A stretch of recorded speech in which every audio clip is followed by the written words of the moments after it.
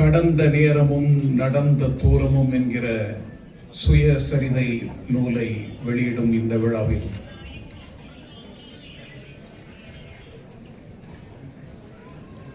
வரவேற்புரை நல்கிய செல்வ கோமதி அவர்களோடும்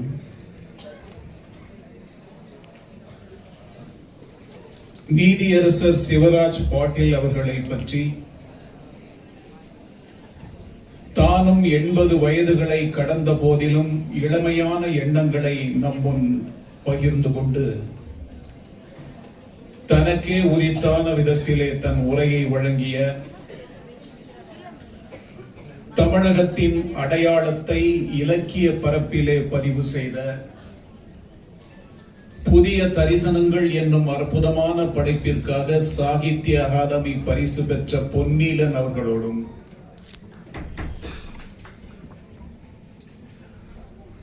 ஒரு உன்னதமான பத்திரிகையாக பல ஆண்டுகளை கடந்து இந்த மண்ணிலே நடைபெற்றுக் கொண்டிருந்தாலும் பெண்ணினத்தின் மாண்பை எடுத்து சொல்லக்கூடிய விதத்திலே அந்த பத்திரிகையோடு ஏய்ந்து பணியாற்றக்கூடிய லட்சுமி மேனன் அவர்களோடும்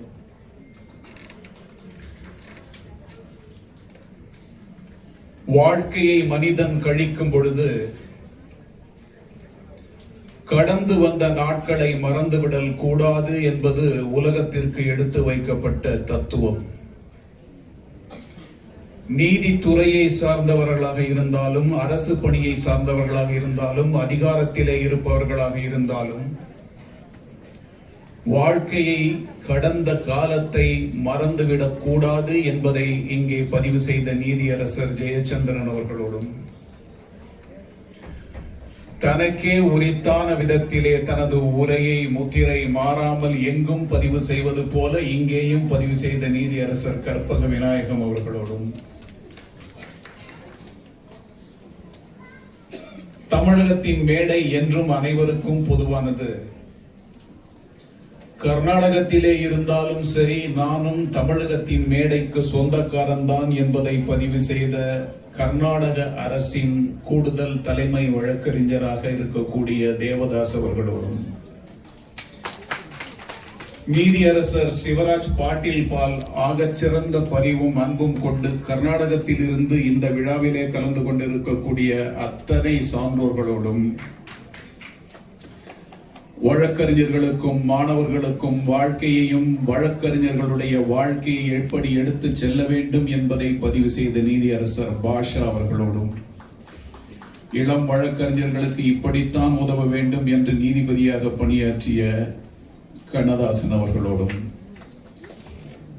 அரங்கை நிறைத்திருக்கக்கூடிய அற்புதமான மாணவ மணிகள், வழக்கறிஞர் நண்பர்கள், மூத்த வழக்கறிஞர்கள், பத்திரிகையாளர்கள், உங்கள் அனைவரோடும் இந்த விழாவிலே கலந்து கொள்வதில் பெரும் மகிழ்ச்சியினர்.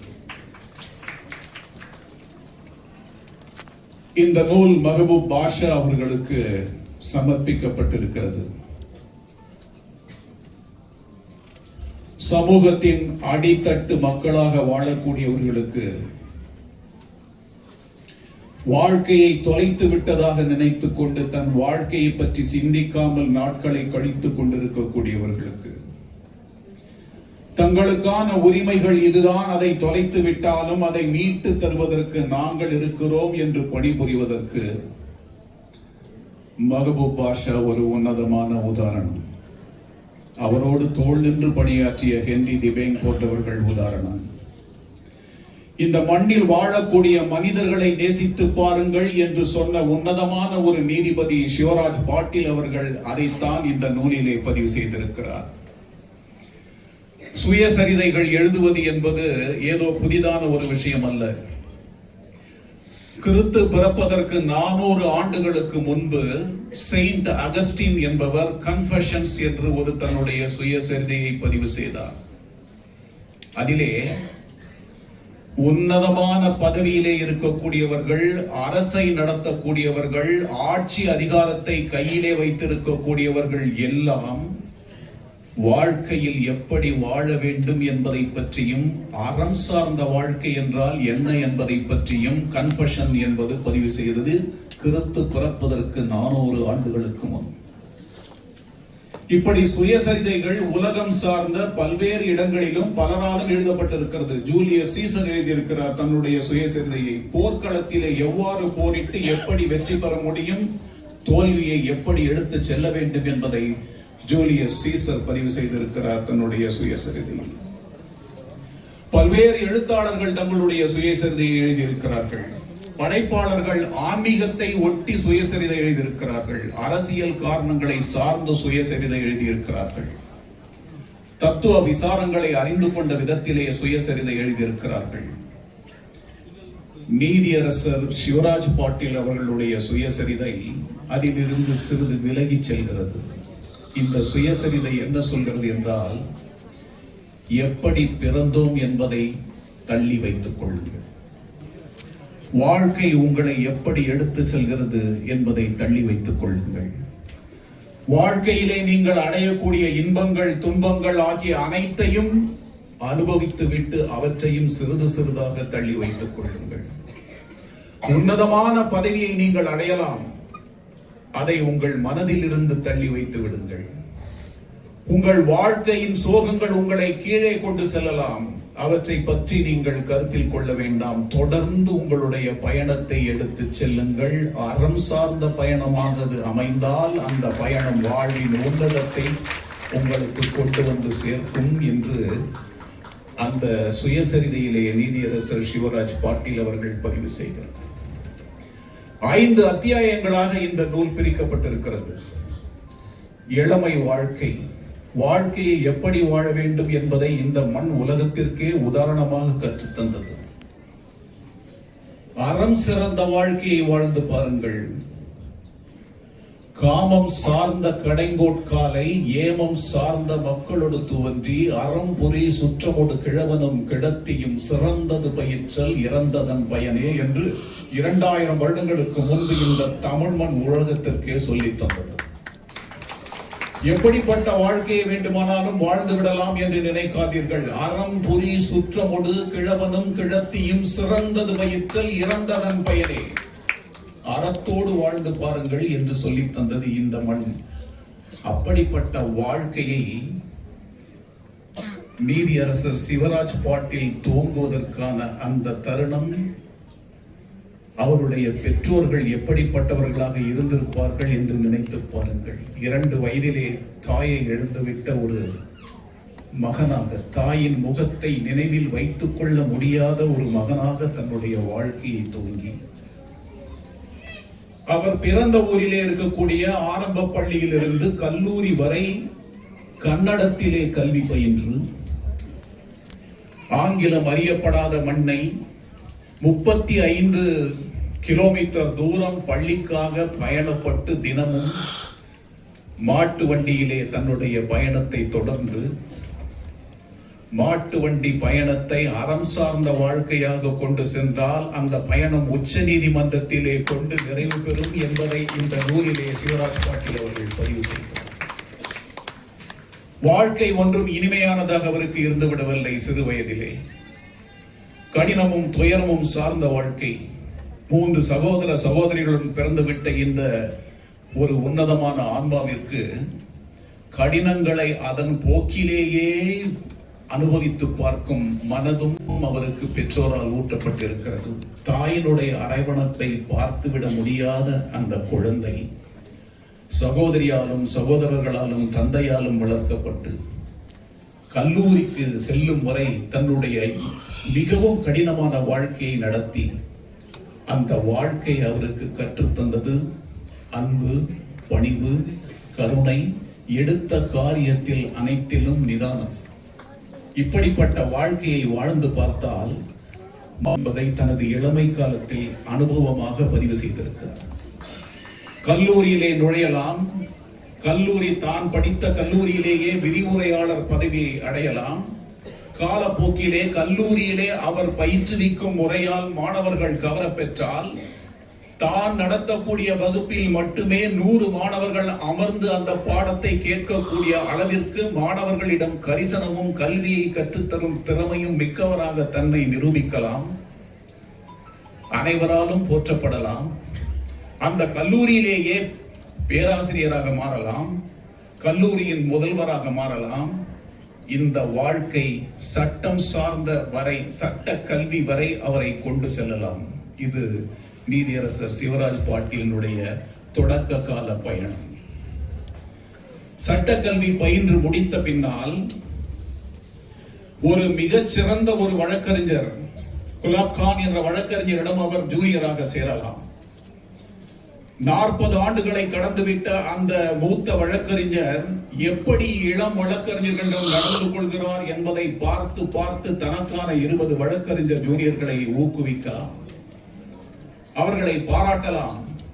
இப்படித்தான் வழக்கை நடத்த வேண்டும், ஒரு வழக்கை எப்படி அணுக வேண்டும், வழக்கிற்கான ஆவணங்கள் கொண்டு வந்து சேர்க்கும் பொழுது அந்த ஆவணங்களை எப்படி பரிசீலனை செய்ய வேண்டும், நீதிமன்றத்திலே வழக்குகளை எப்படி எடுத்துச் செல்ல வேண்டும், தொடுக்க வேண்டும், அந்த வழக்குகளை தொடுக்கும் பொழுது அது வெற்றியாக மாறலாம், தோல்வியை தரலாம், இரண்டையும் ஒன்றாக கருதக்கூடிய மனநிலைக்கு இளைஞர்கள் வர வேண்டும் என்பதை பதிவு செய்கிறார் அந்த அத்தியாயத்திலே நீதியரசர் சிவராஜ் பாட்டீல் அவர்கள். தோல்வியும் வெற்றியும் ஒன்றாக கருதப்படக்கூடிய மனம் எந்த மனமோ அந்த மனம் வாழ்வின் இறுதி கட்டத்தை நெருங்குகையிலே உன்னதமான ஆன்மாவாக மாறி நின்று அந்த பயணம் இறையை நோக்கிய பயணமாக மாறும் என்பதை பதிவு செய்த நீதியரசரின் இந்த நூல் இளைஞர்களுக்கானது. இப்படி வழக்கறிஞர்களுடைய வாழ்க்கை எப்படி இருக்கிறது என்பதை பதிவு செய்த நீதியரசர் சிவராஜ் பாட்டீல் அவர்கள் தான் வசித்த பகுதியிலும் சரி, தான் வசித்த பகுதியை தாண்டி இருக்கக்கூடிய இடங்களிலும் சரி, பல்வேறு அரசு நிறுவனங்களுக்கு, பல்கலைக்கழகங்களுக்கு வழக்கறிஞராக மாறுகிறார். இவர் நடத்தக்கூடிய வழக்குகளுக்கு ஒரு தனித்துவம் உண்டு என்று நீதியரசர்களால் நினைக்கக்கூடிய அளவுக்கு வழக்குகளை எடுத்து வைத்ததின் மூலம் அனைவராலும் பாராட்டப்பட்ட ஒரு வழக்கறிஞராக மாறி தனது தொண்டை இந்த சமூகத்திற்கு தருகிறார். இது அவருடைய வழக்கறிஞர் காலம் என்கிற 2வது அத்தியாயம். 3வது அத்தியாயம், இறையின் மீது தனக்கு நம்பிக்கை இருக்கிறது. ஒரு உன்னதமான பக்தன் ஒருவன் இறைவனை நோக்கி தவம் செய்கிறான். ஒரு நாளும் இறைவன் அவன் கண்டதிலே வந்தான் இல்லை. பலகாலம் புரிந்து எங்கு சென்றால் இறைவனை பார்க்கலாம் என்று துடிக்கிற ஒரு நாள் அவன் எதிரிலே இறைவன் வருவான். இவன் கேட்பான், எத்தனையோ தெரிந்தேன், நீ என் எதிரில் வந்தாயில்லை, சோர்ந்து விட்ட மனநிலையோடு இருக்கும் பொழுது என் எதிரிலே வந்திருக்கிறாயே, என்ன காரணம் என்று கேட்பான். இறைவன் அதற்கு பதில் சொன்னான், ஒரு நாள் சாலையின் ஓரத்திலே நடந்து கொண்டிருக்கும் பொழுது, நீ நடந்து கொண்டிருக்கும் பொழுது ஒரு விபத்திலே ஒரு முதிய பெண் சிக்கினாள். ஓடே இருக்கிறது, தண்ணீர் இனிமேல் கிடைப்பதற்கு வழியே இல்லை என்ற நிலைமையிலே விபத்திலே சிக்குண்ட அந்த பெண்மணியை தூக்கி அவளுடைய வாயிலே அந்த நீரை ஊற்றி அவளுடைய தாகத்தை தீர்த்து அவளை நீ காப்பாற்றினாய். அந்த பெண்மணி உன் முகத்தை கையினால் வருடி, அப்பா நீ நன்றாக இரு என்று உன்னை வாழ்த்தினாள். அவள் கண்களிலே தெரிந்த அன்பிலே நான் தான் இருந்தேன், என்னை நீ பார்விட்டாய் என்று சொன்னான். அன்பு செலுத்து பாருங்கள், யாரிடம் நீங்கள் அன்பு செலுத்துகிறீர்களோ அவர்கள் முகத்திலே நான் இருப்பேன், என்னை நீ அடையாளப்படுத்தலாம் என்று சொன்னான் இறைவன். அப்படி இறைவனை தேடக்கூடிய பயணமாக தன் பயணத்தை மாற்றுகிறார் சிவராஜ் பாட்டீல் அவர்கள். எந்த திருத்தலத்தின் வாசலிலே தினந்தோறும் இல்லாவிட்டாலும் முடிந்தவரை தொடர்ந்து சென்று அந்த இறைவனை அவர் தியானித்தாரோ அந்த திருத்தலத்தின் வாசலிலேயே நீதிபதியாக நீங்கள் பதவி பெற்றிருக்கிறீர்கள் என்ற தகவல் அவருக்கு வருகிறது.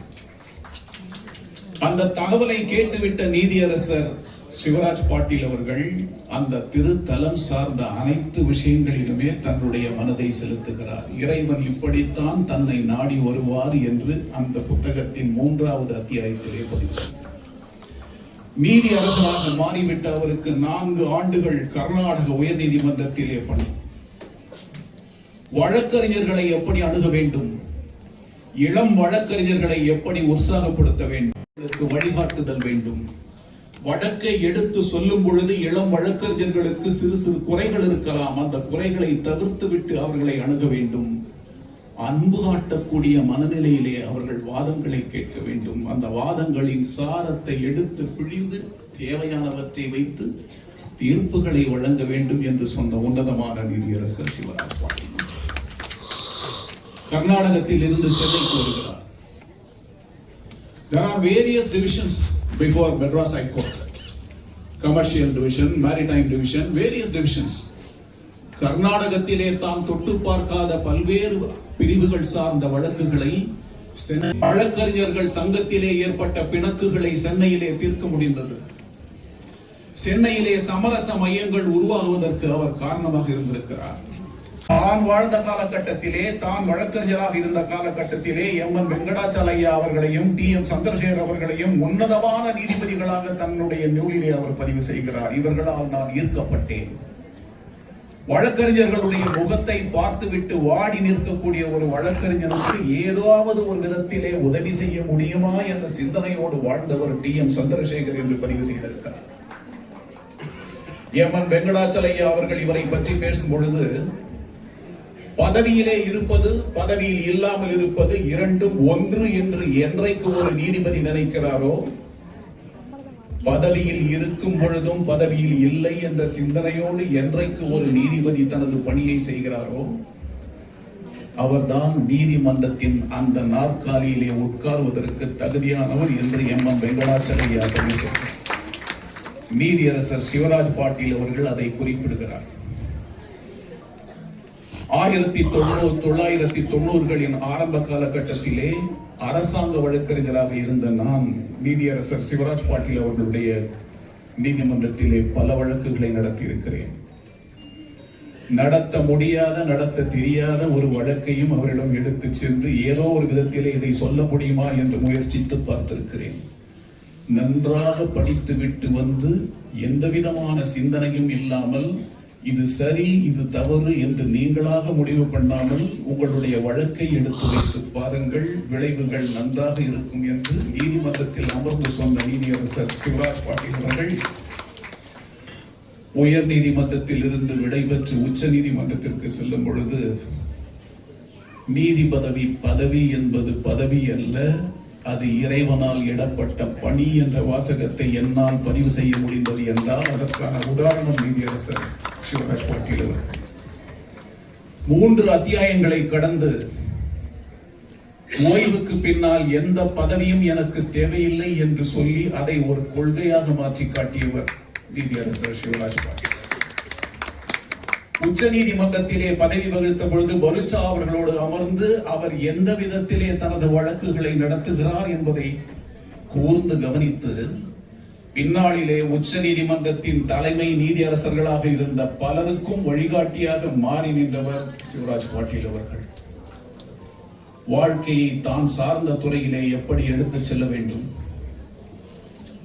மனதிலே இருக்கக்கூடிய அனைத்து விதமான உணர்வுகளையும் தள்ளி வைத்து விட்டு ஒரு நீதிபதியாக எந்த விதத்திலே பணி செய்ய வேண்டும் என்பதை நிகழ்த்தி காட்டிய நீதியரசர் சிவராஜ் பாட்டீல் அவர்கள். பதவிக்கு பின்னால் மனித உரிமைகள் ஆணையத்தின் தலைவர் என்ற பதவி வந்த பொழுது இது ஏதோ செல்லத்தகாத ஒரு பதவி என்ற எண்ணம் வேண்டாம். மனித உரிமைகள் குறித்த சட்ட நுணுக்கங்கள் அனைத்துமே மிகவும் மிகவும் சக்தி வாய்ந்தவை என்பதை நிறுவி பாராளுமன்றத்தின் கூட்டத் தொடர்களிலே அவற்றின் வரைவுகளை கொண்டு சேர்த்து இப்படித்தான் மனித உரிமைகள் பற்றிய எண்ணங்கள் பாராளுமன்றத்தை நடத்த